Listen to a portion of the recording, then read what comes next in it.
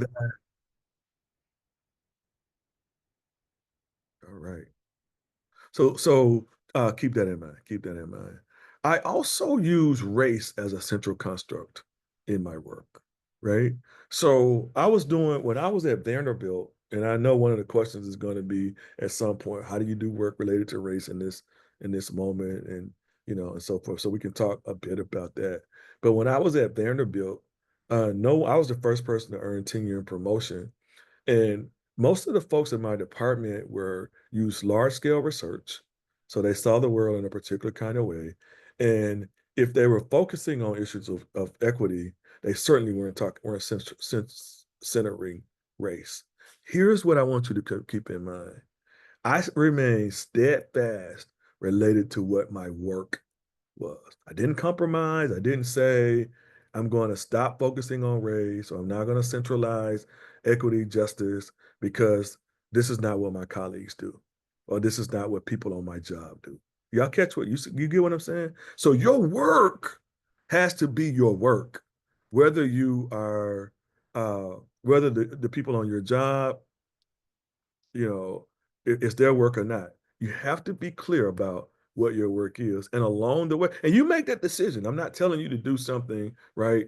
But you have to kind of decide. And along the way, because I remain clear about my work is, I have become, someone who has been able to make contributions to the literature. Okay. Aspect two is about thinking about what is troubling to you, right?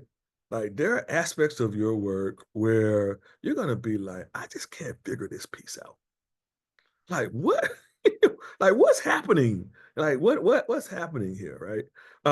So whereas the first part of my work, I was really trying to get my head around or trying to center and decide like what it means for me to support teachers, both pre-service and in-service teachers, and meeting the needs of young people who were similar in some ways, but quite different than are they were they in other ways. The second aspect of my work and how I would encourage you to think about this work is to really think about like what's troubling to you.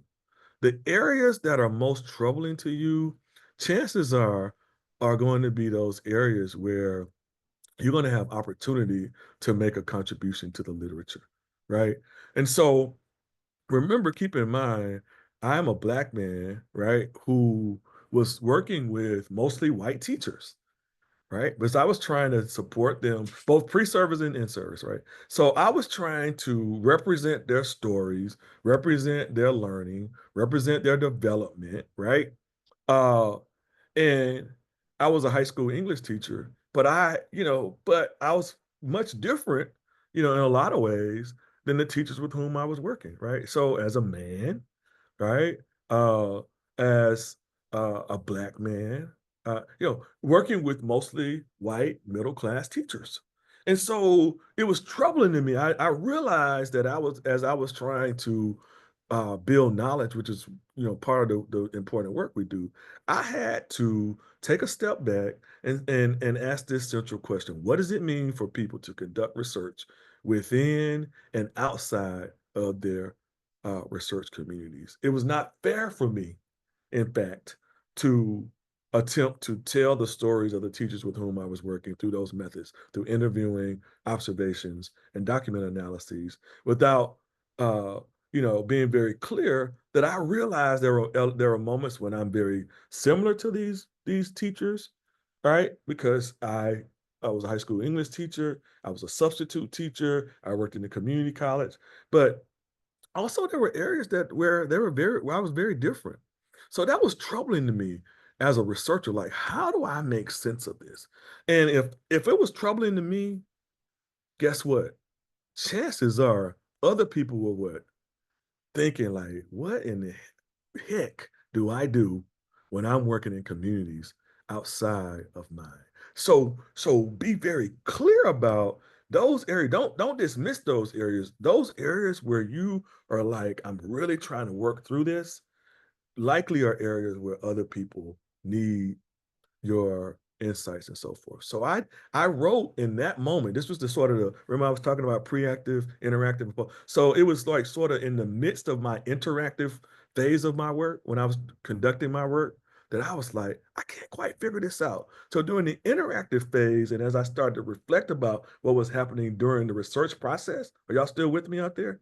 I started to sort of question and figure out like, how do I represent these stories in a way that are that maintain uh, the integrity of what these teachers were working with, were sharing with me. Okay, that work became the most uh, uh, I don't want to say influential because that's probably not what I should say, but it's certainly the most cited part of my academic career. So the paper that the work it was published in Education Researcher in 2007. That paper uh, has been cited, 2,600 times. It's my most cited paper in uh, in the academy. Now I say that because when I wrote the paper, I didn't know what was going to happen. Right? I just knew I was deeply, I was these. This was troubling for me. I was not sure how to position myself uh, in the work I was doing with teachers, right?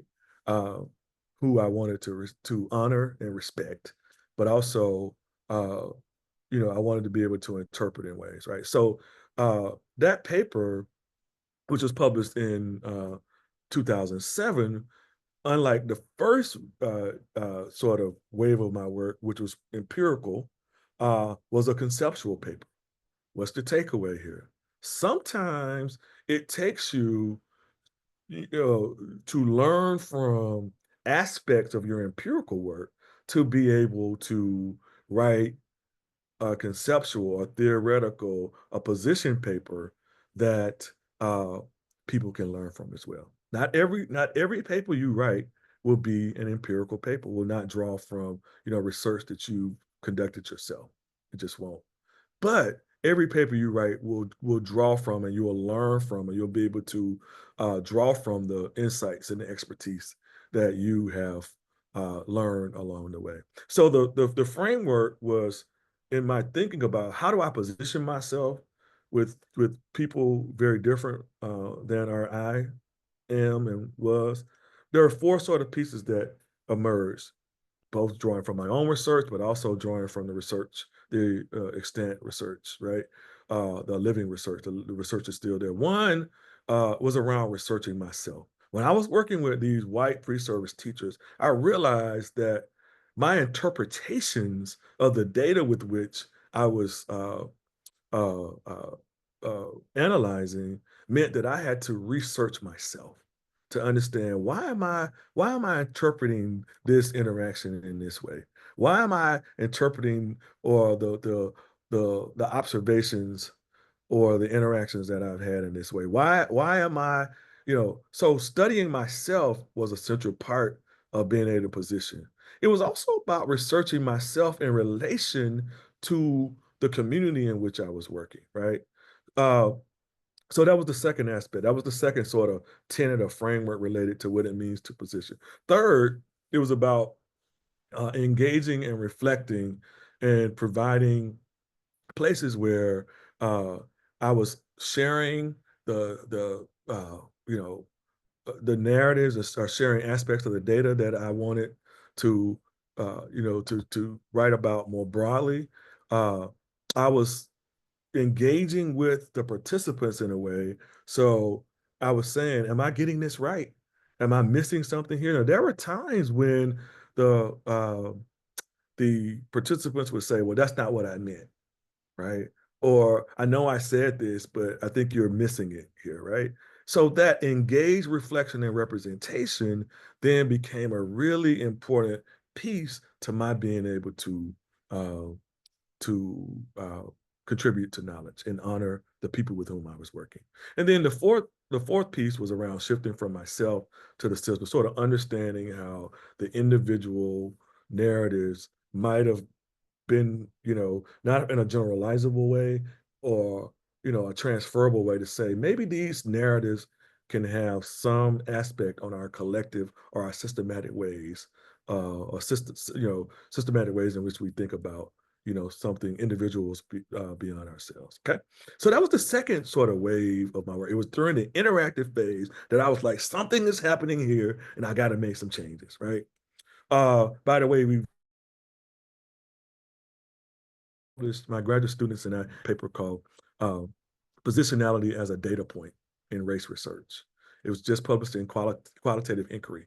And I had not revisited this work, until we published this piece because I didn't really have a lot.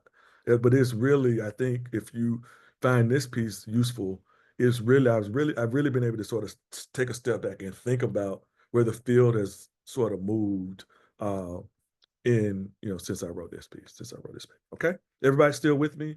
So there were sort of three aspects that I tried to advance. One is that dangers show up sometimes that we see when we're conducting research with other folks. Sometimes dangers uh, show up, dangers emerge in areas that we don't necessarily know are there. And then sometimes dangers manifest when we don't foresee or we don't we're either, when we're doing research, we're hypothesizing whether you want to use that language or not, or we provide some conjectures, right?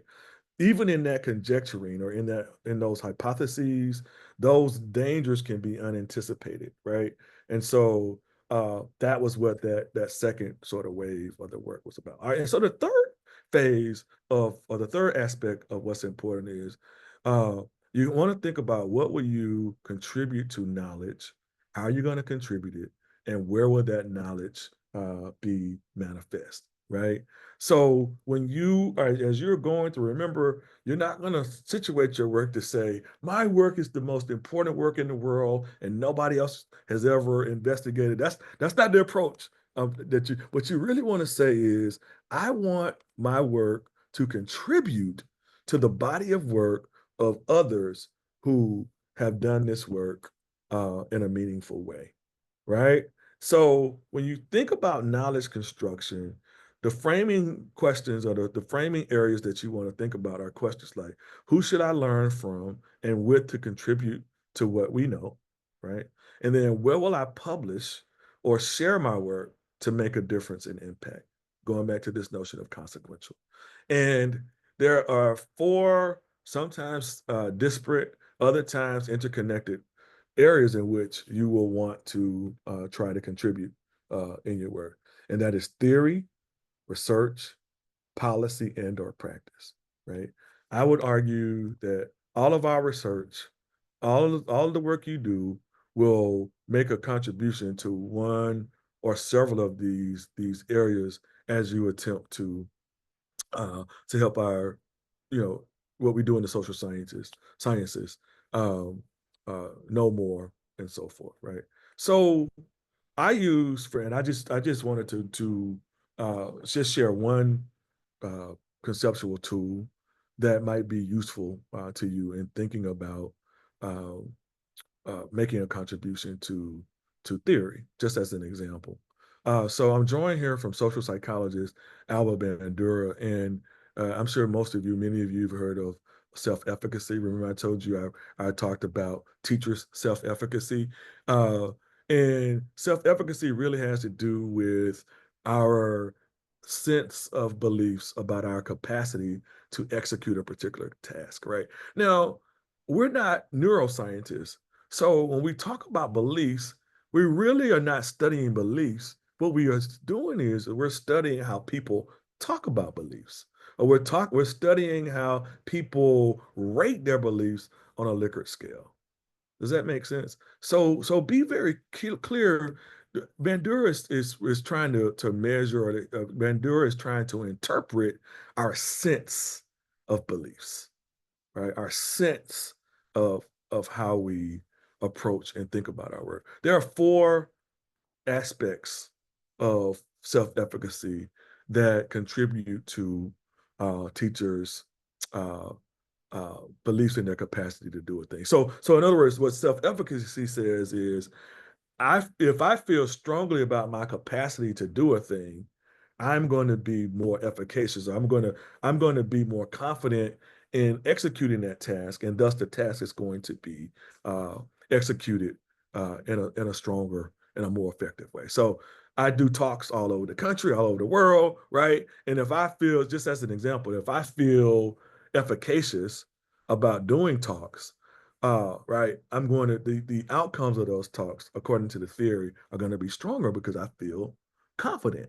I have a sense of confidence in the area. So what Albert Bandura says is, now keep in mind here, I'm not trying to tell you to use self-efficacy, right? I'm trying to give you an example of how you might make a contribution to theory, right?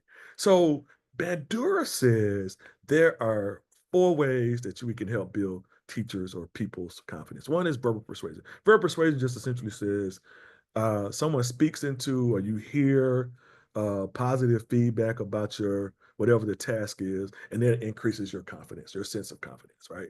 So or your beliefs, right? So if someone tells me, "Oh, Rich, you're such a great presenter," that verbal persuasion will contribute to my confidence.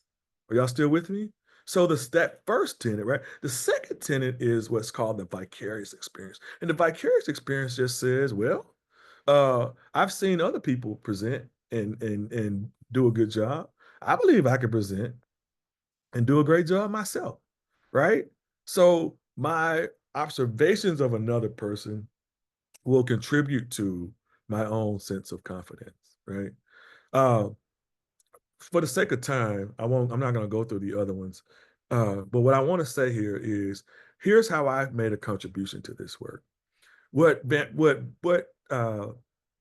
does not do a great job of, from my view, in the research in this area, was in the vicarious experience, talking about the the uh, the connection between identity of the person performing the the task and the person who might be informed by that performance. What are you saying, Rich? What I'm saying is if I see someone who whom I relate to present successfully, my direct connection to that person presenting is going to impact me as opposed to just someone presenting.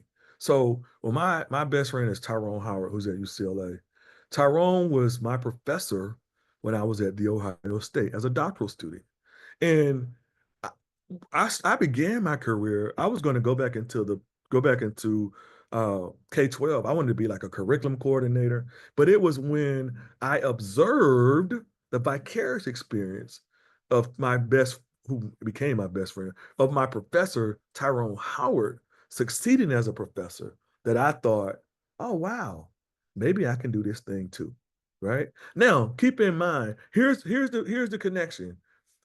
Tyrone, black man, Tyrone, East from LA, Tyrone, about the same age as I, Tyrone, like all of these. So my connection to Tyrone, I had many professors over the years, right? But there was something about my connection to Ty that influenced my belief about my capacity. So my contribution then was to talk about the cultural and the racial aspects of how vicarious experiences manifest. Does that make sense?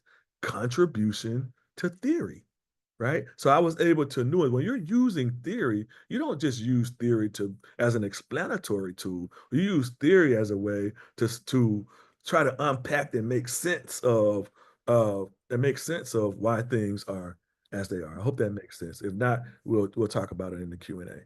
Where else do you what's the other what's another area from which you learn? Uh, this is a meeting with when I moved back to Nashville. One of the things that we would do is we would hold, you can see me over here in the corner, some of my team members are throughout, but we would hold community meetings. This was a community meeting at a local um, uh, elementary school, and we would just talk with the community about the areas and issues they were grappling with, right? And so when you think about, and it was a dialogic, so there was a discursive sort of way of being. We were sharing some of the best of what we knew from research, right? So when you talk about where you're disseminating, with whom you're working, right? This for me is an excellent example of how we might think about practice. So I want to give us an opportunity to engage with each other.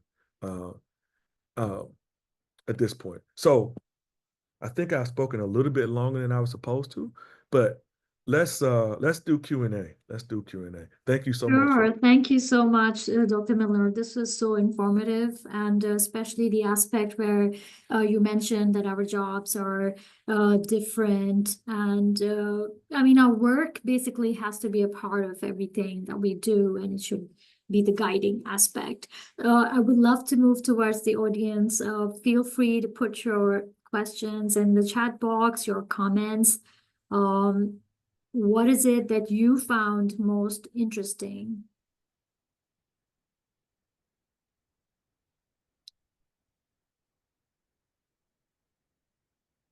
Your talk itself, Dr. Miller, is since I'm also a doctoral student and there's so many more here joining us, I think it is so useful and just at the right time where we're finalizing some of our projects and cleaning up those research papers. But I really do wish we'd heard from you a little earlier. Hey, I'm happy to come back anytime. I'm actually in College Station. I don't know if you know that. Oh, great. Fantastic. I visit once a month. Oh, wonderful. We have Yeah. Dr. Irby with us.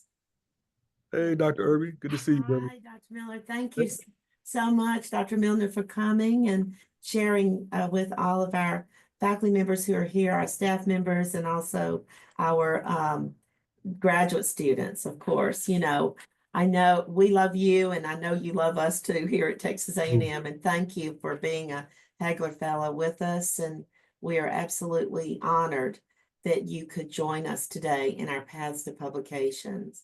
And this, I'm sorry that I was a little bit late. I was on a call with another colleague that we needed to finish up some things. And so anyway, thank you so much. And I really wanted to just mention the 4 areas that you mentioned, that you talked about. Could you talk about where our students might contribute maybe the most, or our faculty could, our beginning faculty could contribute the most in those 4 areas? I think it was theory and practice, and forgot what the other what you had on that list. But anyway, Absolutely. yeah. One of the things I found, I'm also a journal editor. I've edited Urban Ed much longer than I ever thought I would. And every time I think my term is up, somehow I sign on for another 2-3 years. But literature reviews are so important to knowledge construction. So I always tell my students, like, be selfish. Don't write a paper for me. I write my own papers. When you're in your classes as doctoral students, you negotiate with your professor on things that help advance your work, right? Things that you really care about. Uh, I would strongly encourage you. I want to do a session. I was talking to John Williams about this on writing the systematic review. Uh, my former doc student who was here, Adon Alvarez, in fact, received, and I'm bragging on him because I'm proud of him. He received the AERA Best Paper Award from the Review of Education Research for his systematic literature review on trauma informed practices. So contributing especially as an early career scholar, first of all, you need to know what the research tells us. Uh, but learning how to write a solid literature review that is, both critical but also informative would be where I would really strongly encourage you to sort of start to try to make a contribution. And that's going to writing that literature review can carry or will carry you. And I just see your note, Kashif. I know you kept telling me to stop. I know, I'm sorry, I went too long. But so the literature review gives you, so it's going to allow you to pose new questions. You're going to be able to find out where the quote unquote holes are. You're going to be able to really, I think, situate and define questions, right? When you know what the literature says, right? So, and I can tell you the most cited papers in urban education, and some of the most cited papers in the social sciences are those that do literature reviews, that publish literature reviews. Right. Dr. Milner, I'll say this too. One thing that the journals, I mean, I too am journal editor, and so journals, in order to get their impact factors up, I mean, many of the journals will take those literature reviews because those reviews are the ones that are cited actually the most anywhere else, most of the time. That's So right. that's a great recommendation for them. Yes, thank you so much for that. We have a couple of questions in the chat box. One is, where do we get help to develop our positionality statement? Well, one of the first places you do is you look at Milner 2007. That was what, no, I'm just joking. Uh, the positionality statement is really, and in fact, there was just a piece, look this piece up. It was called Beyond a Statement. Um, and what some journals are doing, well, we actually require now for urban education, you have to include a positionality statement. You can either do it in the intro, you can do it in the methods section. I hope what I've done with my AERA talk was I think it's going to be a movement. More and more, I think journals are going to expect the positionality piece. Positionality is not you rework your positionality based on the problems in which you are investigating. So it's not a statement that you know how when you do when I do my methods and I've used the same uh, technique, you can literally copy and paste like what you did in terms of how many interviews there were, the number of hours, like all those things, because they better be consistent, right? You want to tell the truth about your methods. But your positionality statement, you can't just copy and paste your positionality statement. You have to rework it based on the problem that you are investigating. So positionality is how do you position yourself, or how are you positioning yourself in relation to the research, the topic that you're focusing on, which would, and it's not about like telling your business either, right? Sometimes people think, you got to tell folks uh, how many years you've been in the profession, or what your gender is, or whether you're in the LGBTQIA community, or if you grew up in a low income. That's not what positionality is. Positionality is about how are you entering the conversation in relation to the population and the topic under study, right? And so that work is really about, when you look at those four aspects, it's really about researching yourself, going back. So when I think about my own teaching experience, if I'm focusing in on talking about teachers, teaching in ELA, right, in English language arts classrooms, then I go back and I have to say, let me tell you a little bit about why I believe I have some credibility, or I have some level of expertise to be able to talk about this. I was a high school English teacher, right? What else? I taught in community college, reading and development, reading and writing and developmental studies. What else? I have, two children whom I'm very proud of, who engage in literacy practices all the time, right? Whatever those are. So those aspects of my being and my experience then help uh, me develop a legitimate uh, uh, mechanism, if you will, to interpret and make sense of the data with which Right, I. right. Dr. Miller, there's one more comment.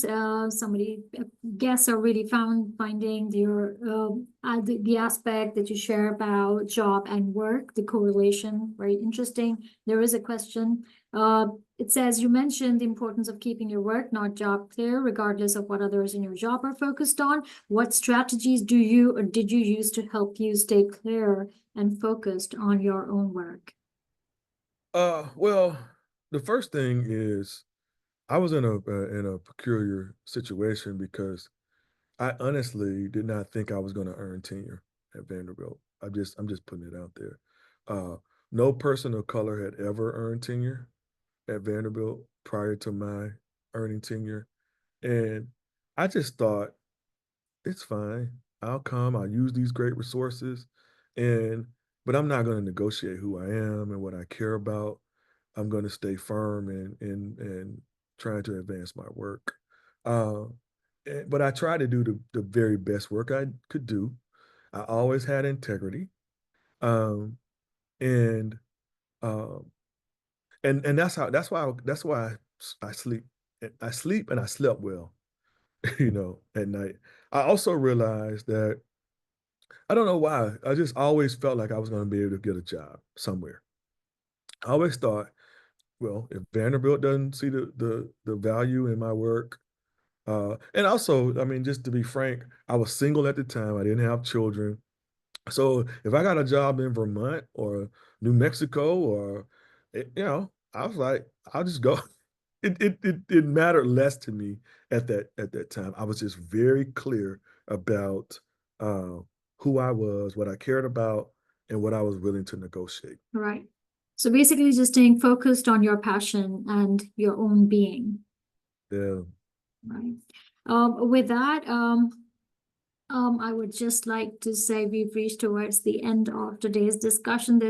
We wish we had more time to continue hearing more of your experiences. It really has been a learning journey, not just for you, I'm sure for all of those whose lives we've touched. Thank you, everybody, for joining us. We will share our slide for emails.